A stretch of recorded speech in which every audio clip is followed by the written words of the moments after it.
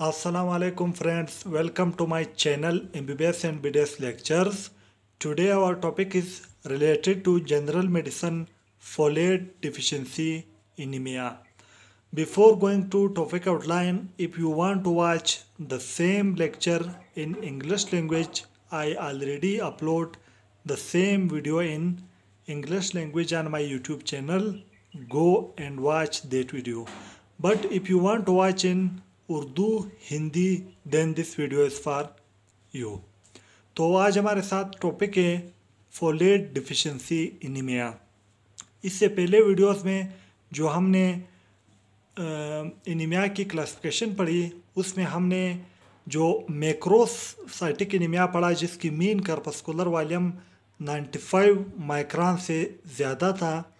उसमें हमारे साथ चार टाइप से सबसे पहले विटामिन B12 डिफिशिएंसी एनीमिया था, फिर परनीशियस एनीमिया था और तीसरे नंबर पर फोलेट डिफिशिएंसी एनीमिया और चौथे नंबर पर हीमोलाइटिक एनीमिया। तो हम already vitamin B12 deficiency anaemia पढ़ चुके हैं, हम जो है ऑलरेडी परनीशियस एनीमिया पढ़ चुके हैं। अब तीसरे नंबर पर फोलेट डिफिशिएंसी है, इसके बाद लेक्चर में हम हीमोलाइटिक एनीमिया पढ़ेंगे। तो अब जो फोलेट डिफिशिएंसी एनीमिया है इसकी टॉपिक आउटलाइन में हमारे साथ है definition, causes, pathophysiology, clinical features, investigation और मैनेजमेंट।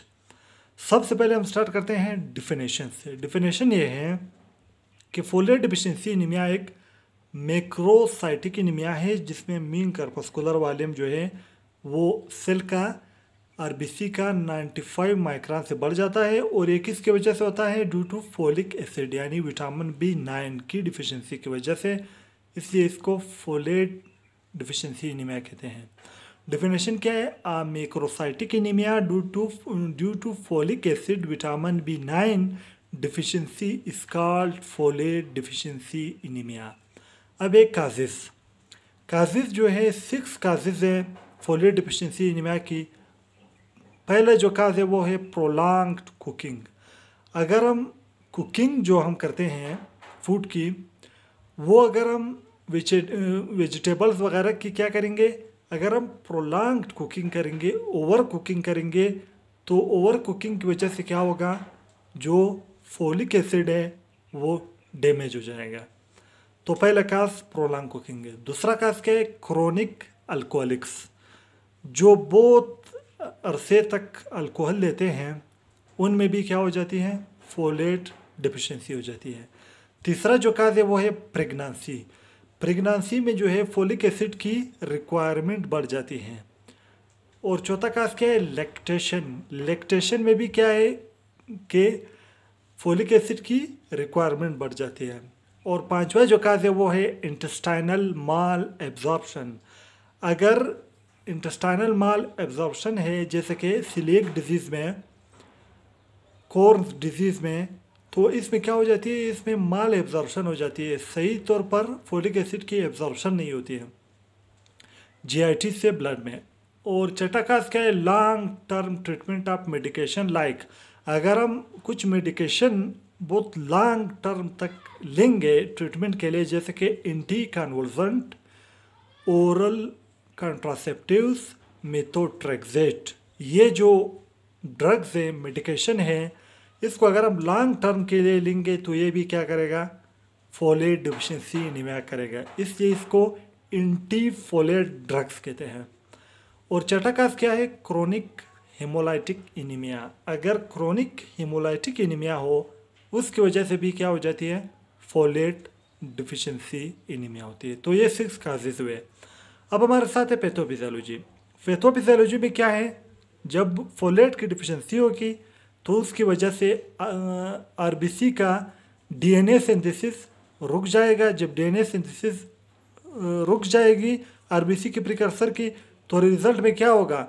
जो एरिथ्रोब्लास्ट है आरबीसी का प्रिकर्सर, उसकी जब डीएनए सिंथेसिस इनहिबिट होगी तो उसकी न्यूक्लियस की मैच्योरेशन नहीं होगी। जब न्यूक्लियस की मैच्योरेशन नहीं होगी तो वो एरिथ्रोब्लास्ट जो है वो किस में चेंज हो जाएगा? मेगालोब्लास्ट में। जब वो मेगालोब्लास्ट में चेंज हो जाएगा, वो मेगालोब्लास्ट जिसका साइज 95 माइक्रोन से ज़्यादा है और उसका न्यूक्लियस इमेच्योर है, उसकी डीएनए सिंथेसिस नहीं हो रही है, तो वो वक्त से पहले डाई हो जाएगा, मेचुरेशन से पहले डाई हो जाएगा और नतीजे में क्या होगा, एनीमिया होगा। तो पैथोफिजियोलॉजी क्या है, फोलेट डिफिशिएंसी।